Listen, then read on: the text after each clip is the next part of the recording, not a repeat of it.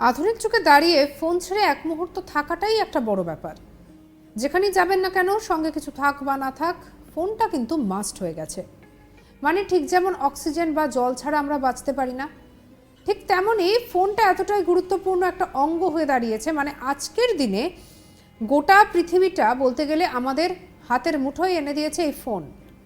কিন্তু এর ব্যবহার অনেকেই বোঝেন না, যার ফলে এর অপব্যবহার বেশি হচ্ছে। সম্প্রতি গত কয়েকদিন ধরে সোশ্যাল মিডিয়ার ওয়ালে ঘোরাফেরা করছে একটি ছবি। আসলে সেটি কোনো একটি মোবাইলের স্ক্রিন। হোয়াটসঅ্যাপে কথোপকথনের একটা অংশ তুলে ধরা হয়েছে সেখানে। সেই কথোপকথনে দেখা যাচ্ছে ছাত্রীরা ফেসবুক বা ইনস্টাগ্রাম অ্যাকাউন্ট খুলতে পারবে না।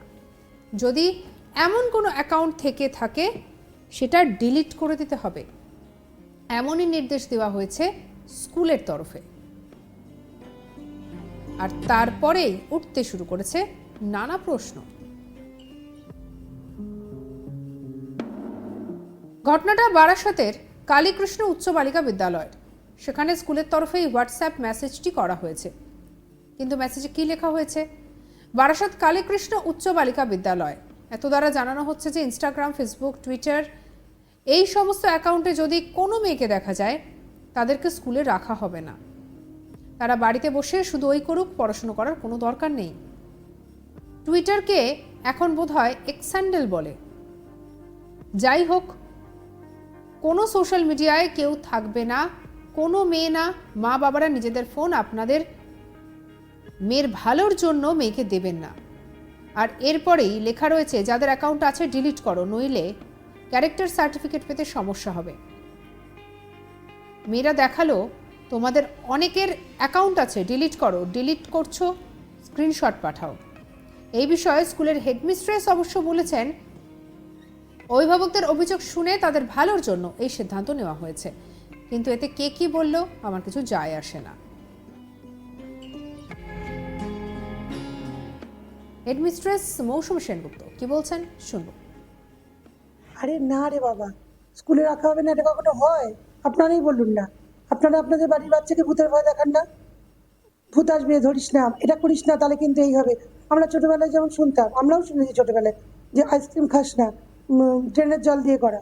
তখন বোকা ছিলাম, বুঝতাম না যে খাল, বিল, পুকুর, নদী এত থাকতে কেন ড্রেন থেকে জল তুলে আমাদের আইসক্রিম করবে। কিন্তু আমরা শুনতাম, ভয় পেতাম। এইরকমই ভয় দেখানোর জন্য ওদের ওদের একমাত্র ভয় বের করে দেওয়া। ওরা সব কিছুতে ভয় পায় না।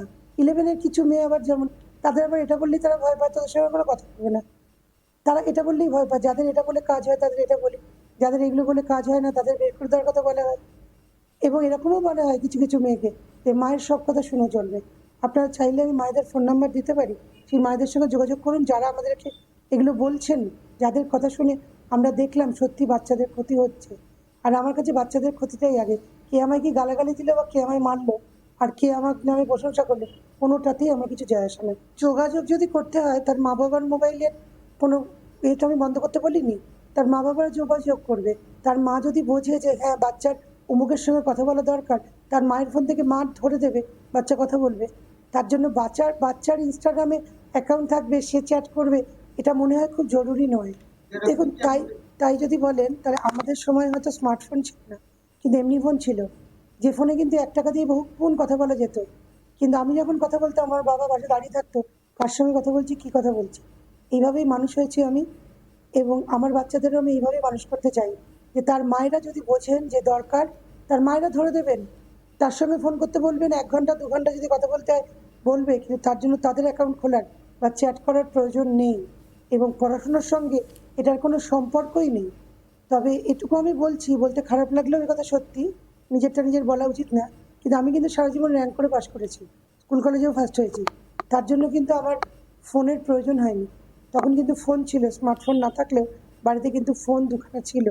এবং এখন ওই স্মার্টফোন পড়ার জন্য কিন্তু খুব দরকারি নয়। হ্যাঁ দরকার, আমাদের যেমন ফিজিক্সের একটা অ্যাপ আছে, সেখানে অনেক কিছু পাওয়া যায় যেগুলো বইতে পাওয়া যায় না। সেটা আমি বুঝতে পারছি, 10 বছরের বাচ্চা কি বুঝবে? তার বাবা মা যদি বোঝেন, খুলে দেন, মেয়ে দেখবে। এই বিষয়ে স্কুলের ছাত্রীরা বলছে যে স্কুল কর্তৃপক্ষ যা করেছে তা একেবারে ঠিক করেছে, এতে খুব একটা অসুবিধা হচ্ছে না। কি বলছেন দেবলীনা অধিকারী, শুনবো। ফেসবুক ছিল, ফেসবুক করতে তো হ্যাঁ আছে। এখনো আছে। বলেছে এই যে বলেছে, ডিলিট করে দেবো তো বাড়ি থেকে এই যে আমার বলেছে- ফোন পাচ্ছি না হয়তো অনেকদিন এই যে বলেছে ফেসবুক ইনস্টাগ্রাম করা যাবে না, ভালো না খারাপ?